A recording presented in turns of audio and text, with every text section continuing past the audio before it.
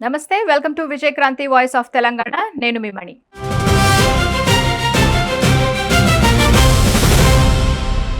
ఇంట్లో ఒక్కోసారి పిల్లలు ఆవేశంగా తల్లిదండ్రులపై పోట్లాడుతారు. వాళ్లకు కావాల్సింది సాధించుకోవడానికి చిందులు తొక్కుతారు, వస్తువులను పగలగొడతారు. ఆ సమయంలో బిడ్డలపై అమ్మా నాన్న కూడా కోప్పడతారు. నా ఇంటి నుంచి వెళ్ళిపోరా అనే పరిస్థితులకు దారితీస్తాయి. అలా అని చెప్పి ఆ పిల్లలను ఇక తల్లిదండ్రులు మళ్ళీ దగ్గరకు తీసుకోకపోతే వాడి భవిష్యత్తు నాశనం అయిపోద్ది కదా. అందుకే పెద్దవాళ్లు మళ్లీ సముదాయిస్తారు.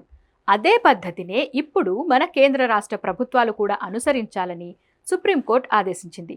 దానికి సంబంధించిన వార్తను ఓసారి చూద్దాం.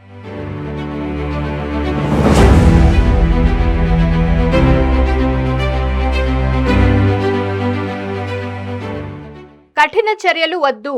నీట్ లీక్ ఆందోళనల్లో మైనర్లు, నేర చరిత్ర లేని వారిని వెంటనే విడుదల చేయండి. అన్ని రాష్ట్ర ప్రభుత్వాలకు సుప్రీంకోర్టు ఆదేశాలు జారీ.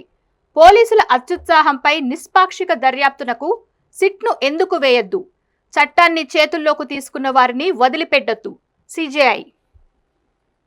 నీట్ పేపర్ లీక్ పరీక్షల అక్రమాలకు వ్యతిరేకంగా దేశవ్యాప్తంగా జరిగిన నిరసనలపై బలవంతపు చర్యలు తీసుకోవద్దని ప్రభుత్వాలకు సుప్రీంకోర్టు ఆదేశాలు జారీ చేసింది.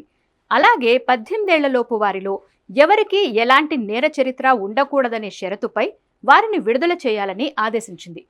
అరెస్ట్ చేసిన మైనర్లు, నేర చరిత్ర లేని వారిని వెంటనే విడుదల చేయాలని, అయితే కేసుల దర్యాప్తు మాత్రం చట్ట ప్రకారం కొనసాగించవచ్చని స్పష్టం చేసింది.